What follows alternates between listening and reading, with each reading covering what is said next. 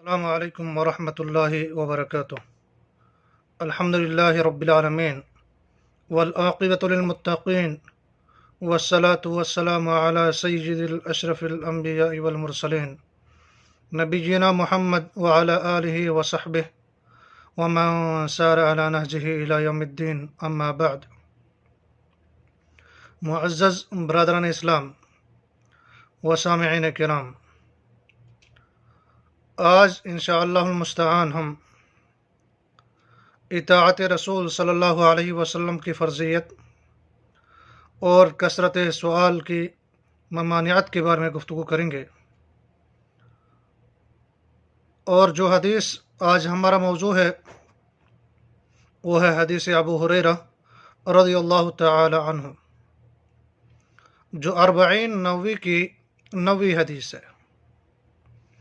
اور اسی حدیث کا ترجمہ اور مختصر شرح انشاءاللہ المستعان ہم آپ کے سامنے بیان کرنے کی کوشش کریں گے۔ حدیث کے راوی ابو ہریرہ عبد الرحمن ابن صخر الدوسی رضی اللہ تعالی عنہ ہے۔ یہ صحابہ میں سب سے زیادہ رسول اللہ صلی اللہ علیہ وسلم سے روایت کرنے والے صحابی ہے، اور ان سے 5374 احادیث مروی ہے۔ ابو ہریرہ ان کی کنیت تھی، اور عبد الرحمن ابن صخر ان کا نام تھا، اور قبیلہ دوس سے ان کا تعلق تھا۔ یہی ابو ہریرہ بیان کرتے ہیں، سمعت رسول اللہ صلی اللہ علیہ وسلم یقول، کہ میں نے رسول اللہ صلی اللہ علیہ وسلم کو فرماتے ہوئے سنا۔ آپ نے فرمایا، ما نہیتکم عنہ فاجتنبوہ، کہ جن چیزوں سے میں نے آپ کو روکا ہے تم اس سے رک جاؤ۔ وما امرتکم بہ فأتوا منہ ما استطعتم، اور جن چیزوں کے کرنے کا حکم میں نے آپ کو دیا ہے تو اپنی استطاعت کے مطابق ان چیزوں کو بجا لاؤ، ان چیزوں پر عمل پیرا ہو جاؤ۔ فإنما أهلك الذين من قبلكم كثرة مسائلهم واختلافهم على انبیائهم، کہ تم سے پہلے امتوں کے لوگ جو ہے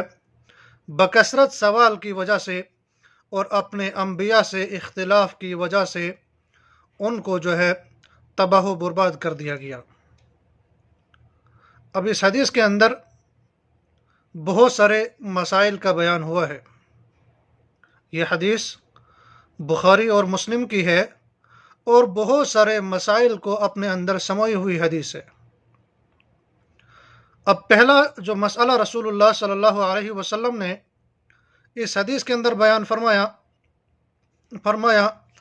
ما نہیتکم عنہ فاجتنبوہ، جس چیز سے میں آپ لوگوں کو منع کر رہا ہوں اس چیز سے آپ اجتناب کرو، اس کو عمل پیرا ہونے سے اجتناب کریے، اس پر عمل پیرا نہ ہو بلکہ اس کو ترک کر دیجیے۔ یہ پہلی چیز ہے کہ رسول اللہ صلی اللہ علیہ وسلم کی منع کردہ چیزوں کو ہر حال میں چھوڑ دینا ضروری ہے۔ جن چیزوں سے رسول اللہ صلی اللہ علیہ وسلم نے منع کیا تو بدرج اولا اللہ تعالی نے ان چیزوں سے اجتناب کرنے کا حکم دیا ہے، کیونکہ یہ بات یقینی ہے کہ اللہ اور اس کے رسول نے جن چیزوں سے روکا ہے اس میں بندوں کی مصلحت ہوتی ہے، اور اللہ تعالی اپنے بندوں کی مصلحتوں سے بخوبی واقف ہے۔ اس کے بعد فرمایا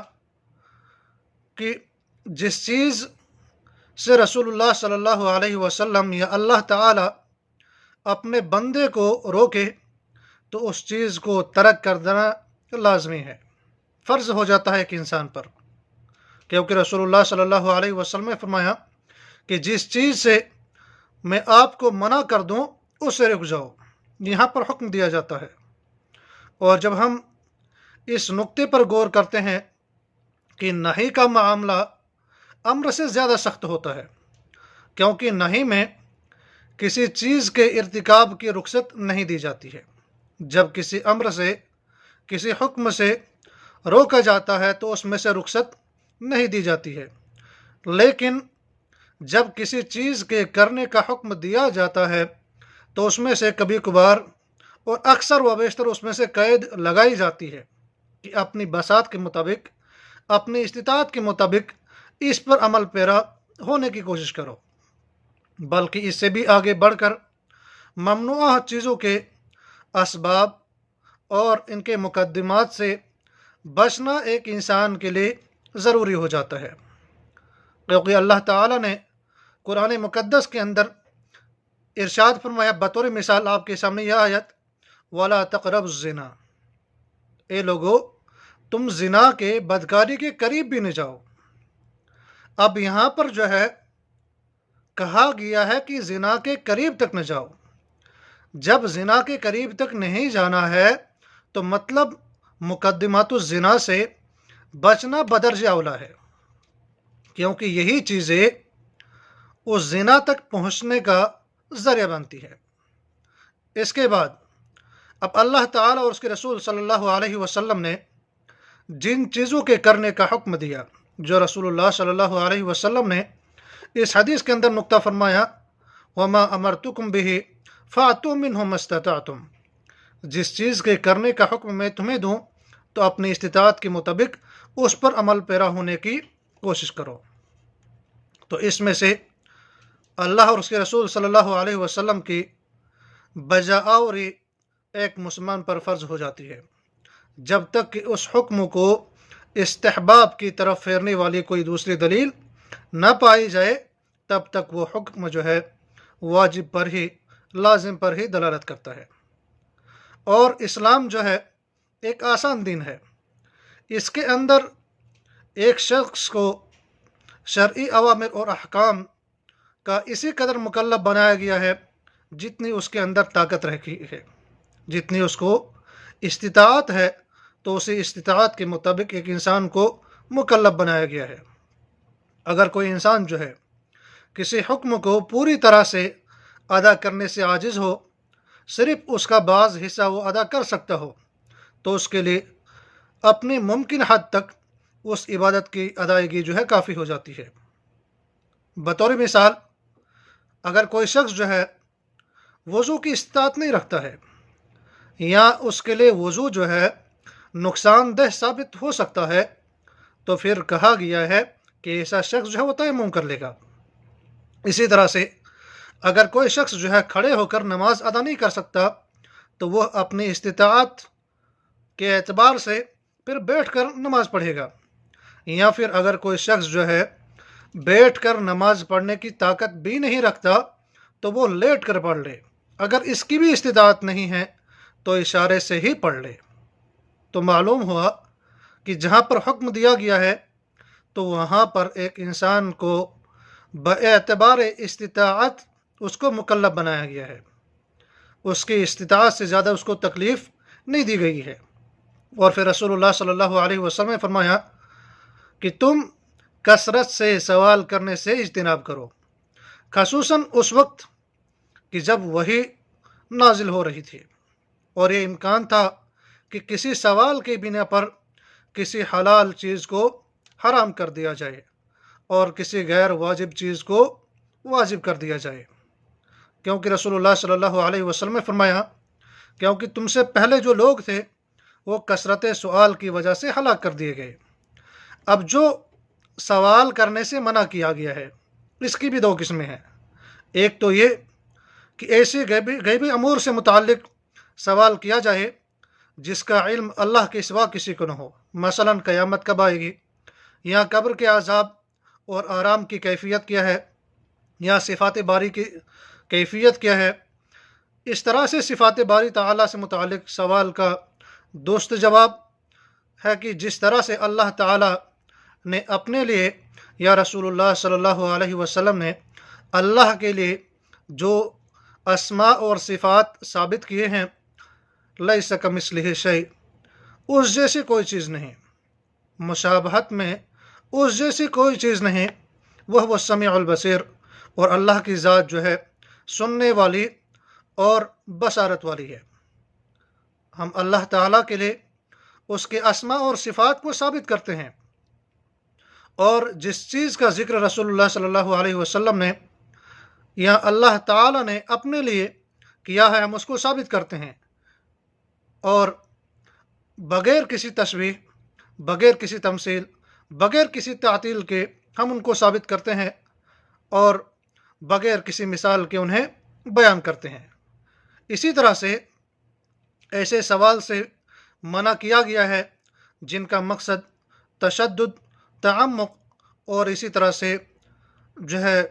ایک انسان کے لیے کسی بھی قسم کی مشاکل کھڑی کرنے کے لیے، کہ جس طرح سے حدیث میں ہے اللہ کے نبی صلی اللہ علیہ وسلم نے فرمایا ہلک المتنطعون، کہ غلو اور تکلف کرنے والے لوگ جو ہے ہلاک ہو گئے۔ قالها ثلاثا، اللہ کے نبی صلی اللہ علیہ وسلم نے 3 بار ارشاد فرمایا کہ ایسے لوگ جو غلو کرنے والے اور تکلف کرنے والے ہیں وہ ہلاک کیے گئے۔ تو اس سے معلوم ہوا کہ غلو اور تکلف والے سوالوں سے اجتناب کیا جائے، کیونکہ سلف صالحین جو ہے اس طرح کے سوالات کو جو ہے ناپسند کیا کرتے تھے، جن کے اندر غلو ہو اور جن کے اندر تکلف ہو۔ ہاں، اگر کوئی ایسا مسئلہ ہے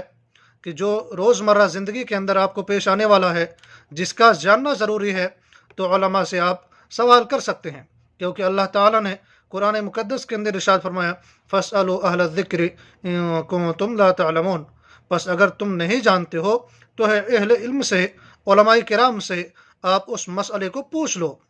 اور حدیث میں ہے کہ ان لوگوں کو جب مسئلہ معلوم نہیں تھا تو انہوں نے سوال کیوں نہیں کیا۔ عاجز کا علاج سوال کرنا ہے۔ اگر کوئی شخص کسی چیز کے بارے میں معرفت نہیں رکھتا ہے اور اسے اس چیز کے بارے میں معلومات حاصل کرنا ضروری ہے، تو اسے چاہے ایسی چیزوں کے بارے میں علماء کرام کی طرف رجوع کرے۔ لیکن ایسی چیزیں کہ جن کے اندر غلو ہے یا تکلف والی چیزیں یا پھر جن کا کوئی فائدہ نہ ہو، ایسے سوال سے ایک انسان کو جو ہے اجتناب کرنا چاہے۔